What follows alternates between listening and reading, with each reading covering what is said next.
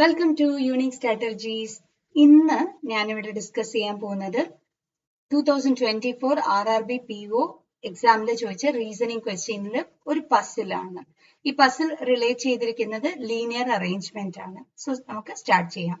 Read the given instructions carefully and answer the related questions. A certain number of persons are sitting in a row facing north. ഇവിടെ തന്നെ ഒരു 25% problem നമുക്ക് happy ആയിട്ട് solve ചെയ്യാം. എന്താണ് കാരണം എന്ന് വെച്ച് കഴിഞ്ഞാൽ നോർത്ത് ആണ് എന്ന് പറഞ്ഞ് ഡയറക്ഷൻ തന്നിട്ടുണ്ട്.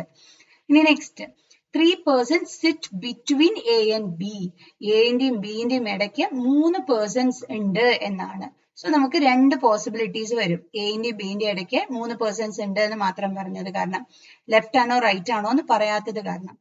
C sit second to the right of B. ഇവിടെ പോസിബിലിറ്റി ഇല്ല. സി പറയുന്ന ആള് ബിന്റെ സെക്കൻഡ് റൈറ്റിലാണ് എന്നാണ് പറയുന്നത്. Second right 1 2 second right. D sits fifth to the left of C. D എന്ന് പറയുന്ന ആള് fifth to the left of C ആണ്. അപ്പോ ഇവർ രണ്ടുപേരുടെ ഇടയ്ക്ക് 4 പേര് ഉണ്ടാവും. 2 persons sit between D and E. 2 persons, അപ്പൊ ഡിന്റെയും ഇന്റെയും ഇടയ്ക്ക് ഇവിടെയും നമുക്ക് രണ്ട് പോസിബിലിറ്റീസ് വരും. ഇനി അടുത്തത്, the number of persons sit between D and C is 1 more than the number of persons sit between D and F. ഡിന്റെയും സിന്റെയും ഇടയ്ക്ക് 4 പേരാണെന്ന് നമുക്ക് കൺഫേം ആണ്. അത് ഒന്ന് കൂടുതലാണ് ഇതിനേക്കാളും ഡിന്റെയും എഫിന്റെയും ഇടയ്ക്കുള്ള ആൾക്കാരിനേക്കാളും. സോ ഡിന്റെയും എഫിന്റെയും ഇടയ്ക്ക് ഇപ്പൊ എത്ര പേരുണ്ടാവും? 3 പേരേ ഉണ്ടാവുള്ളൂ. ഇതിങ്ങനെ വരാം അല്ലെങ്കിൽ ഇങ്ങനെ വരാം. Okay, next, no one sit to the left of F. എഫിന്റെ ലെഫ്റ്റില് ഒരു പേഴ്സൺസും ഉണ്ടാവില്ല. സോ നമുക്ക് ഈ പോസിബിലിറ്റി ഇവിടെ വെച്ച് തന്നെ ക്യാൻസൽ ചെയ്യാം. അപ്പൊ എഫ് വിൽ ബി എന്താണ് ശരിക്കും? ലെഫ്റ്റ് എൻഡ് ആണ്. ഇനി next, the position of A with respect to F same as the position of C with respect to G. എക്കും എഫിനും എന്താണോ റിലേഷൻഷിപ്പ് ഉള്ളത് അത് തന്നെ ആയിരിക്കും സിന്റെയും ജിന്റെയും ഇടയ്ക്ക്. ഇനി next, as many persons sit to the left of F. എഫിന്റെ ലെഫ്റ്റില് ആരുമില്ല, 0 നമ്പർ ഓഫ് പേഴ്സൺസ് ആണ്. As to the right of C. സിന്റെ റൈറ്റിലും ഇപ്പൊ ആര് തന്നെ ഉണ്ടായിരിക്കും?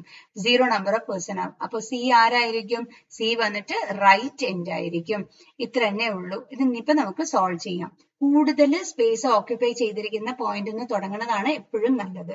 സോ ഞാൻ ഡി 4 പേര് കഴിഞ്ഞിട്ട് സി ഈ ഒരു പോയിന്റ് തുടങ്ങുന്നു. പിന്നെ കൂടുതൽ സ്പേസ് വരുന്നത് ഇവിടെയാണ്.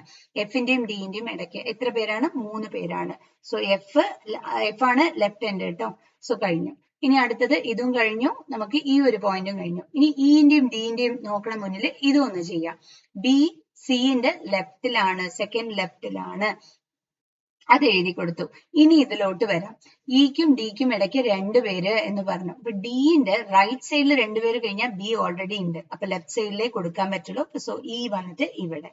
ഓക്കെ, ഇനിയിപ്പോ നമുക്ക് ഏതൊക്കെ പോയിന്റ്സ് ഉണ്ട്? എന്റെയും ബിന്റെയും കാര്യം നോക്കണം.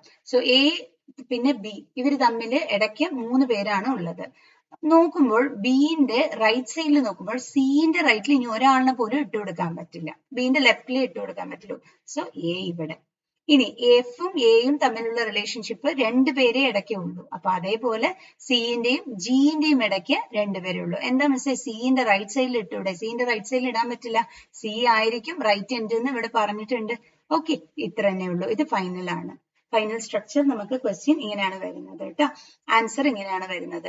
സോ ക്വസ്റ്റ്യൻ ആൻസേഴ്സ് നോക്കാം. How many persons sit between E and G.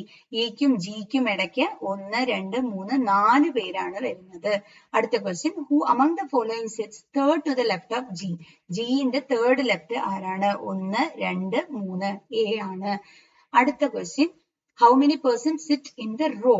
റോയില് എത്ര പേഴ്സൺസ് ആണ് ടോട്ടൽ? അപ്പോ ചിലവർക്ക് ഡൗട്ട് വരും. എന്താണെന്നറിയോ? ഈ ലെറ്റേഴ്സ് മാത്രം എടുത്ത് എഴുതണോ, കൗണ്ട് ചെയ്ത് എഴുതണോ, ഇല്ലേ സ്പേസും കൂടി ഇൻക്ലൂഡ് ചെയ്ത് എഴുതണോ? ഇവിടെ നമുക്ക് പറഞ്ഞിട്ടുണ്ട് 3 പേഴ്സൺസ് ഇടയ്ക്കുണ്ട്, 4 പേഴ്സൺസ് ഉണ്ട്, 2 പേഴ്സൺസ് ഉണ്ട് എന്നൊക്കെ പേഴ്സൺസിനെ കുറിച്ചാണ് പറയുന്നത്. സോ ആ എം ടി ആയിട്ടുള്ള സ്പേസിനെ നമ്മൾ പേഴ്സൺസ് ആയിട്ട് കണക്കാക്കണം. പക്ഷെ അവരുടെ ലെറ്റർ നമുക്ക് അറിഞ്ഞുകൂടാ. അത് നമുക്ക് ഒരു വിഷയമല്ല. സോ എത്ര നമ്പർ ഓഫ് പേഴ്സൺസ് ചോദിച്ചു കഴിഞ്ഞാൽ ഇൻക്ലൂഡിംഗ് empty spaces നമ്മൾ കാൽക്കുലേറ്റ് ചെയ്യണം. സോ 1 2 3 4 5 6 7 8 9 10 പേഴ്സൺസ് ആണ് വരുന്നത്. സോ ഈ ഒരു ക്വസ്റ്റ്യൻ ഈസി ആയില്ലേ? ഇതുപോലെ തന്നെ നമുക്ക് RRBയിലായാലും RRB ക്ലർക്ക്, RRB PO ഇപ്പൊ വരുന്നുണ്ട്. ഇതിലുള്ള ക്വസ്റ്റ്യൻസ് ഒക്കെ DA ആയാലും ഈ പറഞ്ഞ പസിൽസ് ആയാലും കുറച്ച് ടഫ് ലെവൽ ആയിരിക്കും.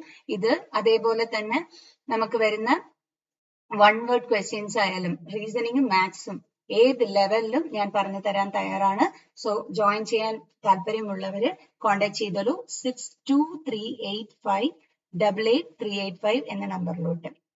Thank you.